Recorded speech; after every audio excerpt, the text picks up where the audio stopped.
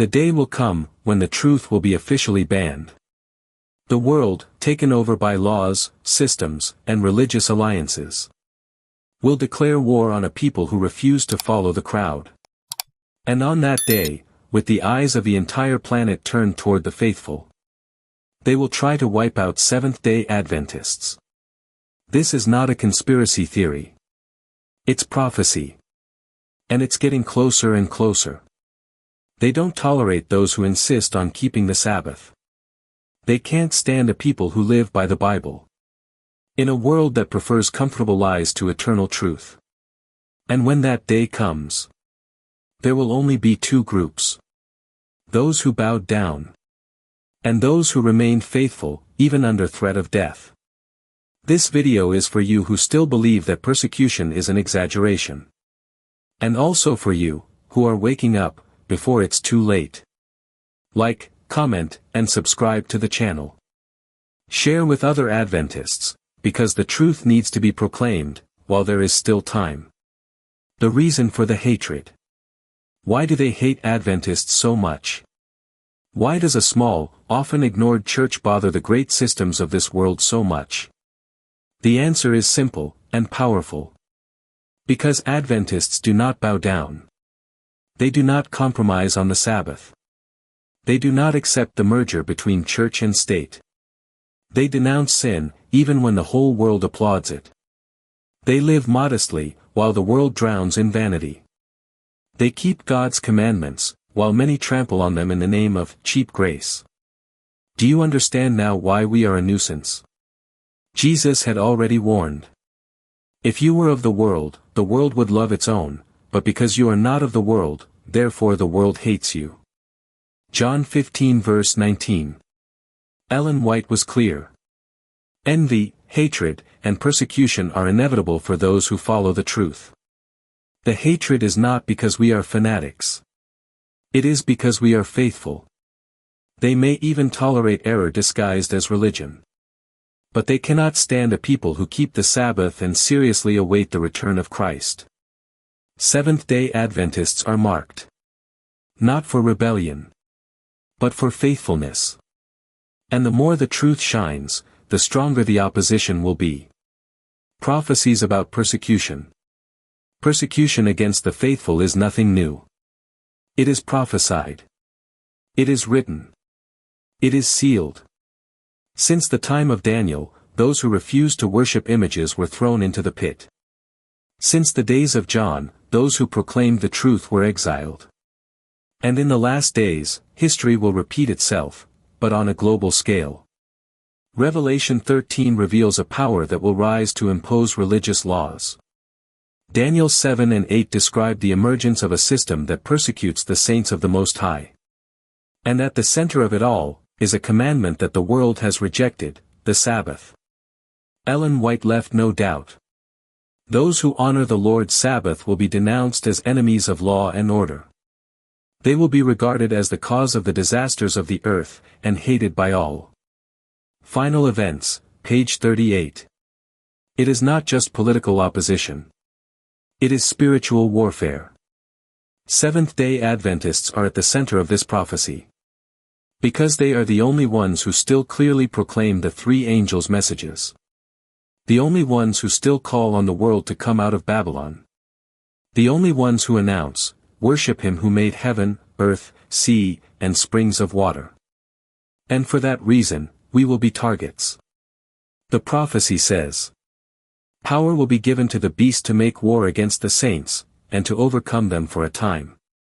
But it also says, here is the perseverance of the saints, those who keep the commandments of God and have faith in Jesus.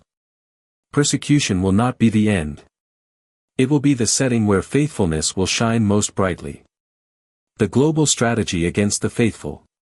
The world is already preparing. Do not think that persecution will come suddenly, as something improvised. It is being built, step by step, by a global system that unites religion, politics, and economic interests. Differences are being erased in the name of unity.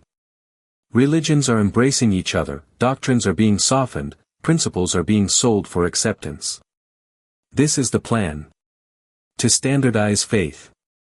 To erase distinctions. To silence any voice that insists on obeying God above men. Ecumenism is the Trojan horse.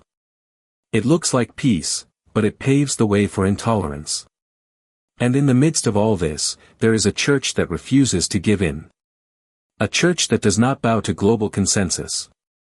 A church that still says, "Thus saith the Lord." And that church is the Seventh-day Adventist Church. They know it. They already try to label us as intolerant, backward, fanatical. But the real nuisance is that Adventists do not change the Sabbath. They do not accept the doctrines of Rome. They do not enter into alliances where the truth must be silenced. And when this system is completely in place, there will be only one obstacle to total domination. Those who still keep God's commandments. And that is why they will try to destroy us. The world's reaction. When the system is ready, and the truth becomes a problem, the whole society will react, and Adventists will be the main target. We will be accused of religious intolerance. Of causing divisions. Of disrupting global peace. Of disobeying civil laws in the name of an outdated faith. Governments will legislate against Sabbath observance. The media will call us extremists. Other churches will accuse us of fanaticism. And even family and friends will abandon us.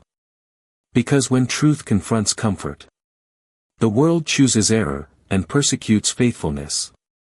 The Bible has already said, "You will be betrayed even by parents, brothers, relatives, and friends, and they will put some of you to death." Luke 21 verse 16. Faithfulness will be seen as rebellion. Holiness will be treated as an affront. Obedience to the commandments will be called disrespect for diversity. But the true children of God do not back down. They know they were not called to please the world, but to stand firm, even when everyone else is on their knees.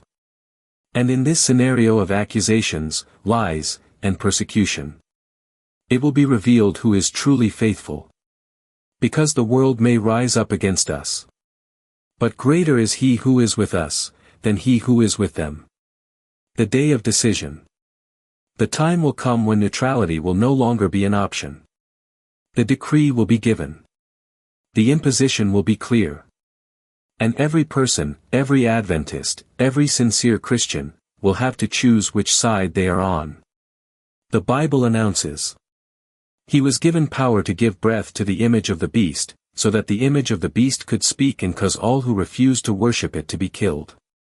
Revelation 13 verse 15. This will not be a simple religious test. It will be a test of total loyalty. Who do you obey? God? Or men? On that day, keeping the Sabbath will be an act of courage. Refusing the mark of the beast will be considered a crime. And faithfulness will cost everything. Families will be divided. Jobs will be lost. Temples will be closed. And the truly faithful will be persecuted, hunted, condemned. But on that day, the day of decision, the light of heaven will shine on those who choose to stand firm. God's voice will be clear. "Fear not, for I am with you, be not dismayed, for I am your God." Isaiah 41 verse 10. That day is coming. Faster than many imagine. And when it comes, it will not be possible to improvise faithfulness. It is now that we prepare ourselves. It is today that we choose which side we will be on. God will have a faithful people. They can try to silence the truth. They can arrest, censor, persecute. But God will have a people. A people who do not compromise their principles. Who do not fear threats. Who would rather lose everything than lose communion with heaven. It is the remnant. Those who have been tested in the fire of crisis, but remain steadfast as steel. The world will see something it never imagined. Men, women, young people, elderly people, willing to die, but not to disobey. It is written. Here is the perseverance of the saints, those who keep the commandments of God and have faith in Jesus. Revelation 14 verse 12. These people will be small in the eyes of the world. But they will be giants in the eyes of heaven. They will not have the support of the media. They will not be at the big ecumenical conferences. They will have no popularity, no legal protection. But they will have something that no system can destroy. The living presence of the Holy Spirit. Ellen White wrote, "God's people will be faithful, even if the heavens fall." These people are real. And they are already being molded, trained, and sanctified, right now. You can be part of them. Or you can remain complacent, until it is too late. The role of every Adventist today. In light of all this, the question is inevitable. What are we doing now? The persecution has not yet begun. But the preparation should have started long ago. Every Seventh-day Adventist has been called to be a watchman. A voice crying in the wilderness. An ambassador from heaven, living in a land that has already chosen to reject the truth. You were not called to watch from afar. You were called to be a light in the midst of darkness. To warn the world. To proclaim the three angelic messages with courage and faithfulness. This is no time to be distracted by the pleasures of this world. This is no time to play at religion. While many are settling down, God is calling His people to wake up. To consecrate themselves. To forsake sin. To study the Word seriously. To live each day as if it were their last. Because soon it will be. The mission of Adventists is not to gain fame, power, or numbers.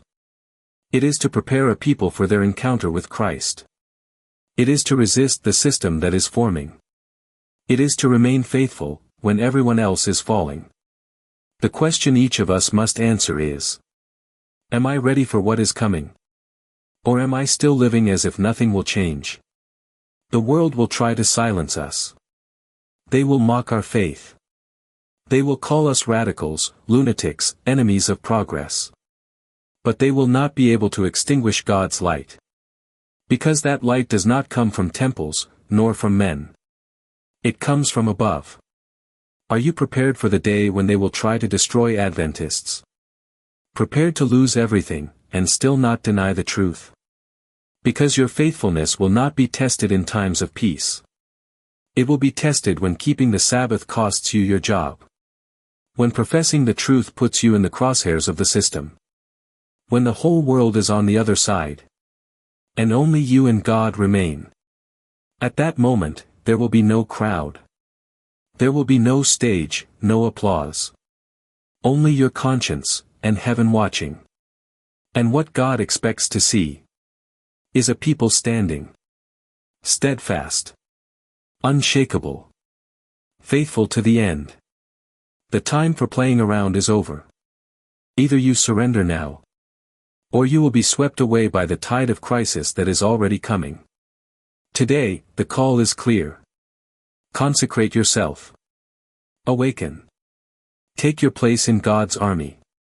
Because on the day they try to wipe out the Adventists, it will be the very day that God shows the world who His people truly are. If this video touched your heart, if you feel the call to be faithful to the end, don't keep it to yourself. Share it with other Adventists. Show it to your family, your friends, your church. This warning needs to reach those who are still asleep. Like this video. Comment below on what you think. What your commitment is to this call. And subscribe to the channel so you don't miss the next alerts and messages of hope. Remember, the truth only advances when it is proclaimed. And you can be part of this movement. May God strengthen each one of us for the days to come.